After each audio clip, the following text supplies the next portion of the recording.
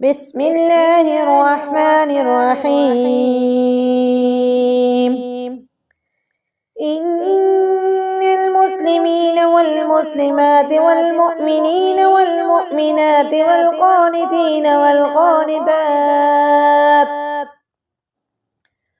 والقانتات والصادقين والصادقات والصابرين والصابرات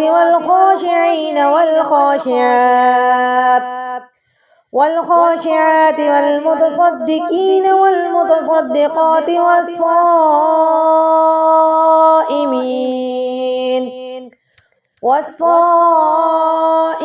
والصائمات والحافظين فروجهم والحافظات والذاكرين الله كثيرا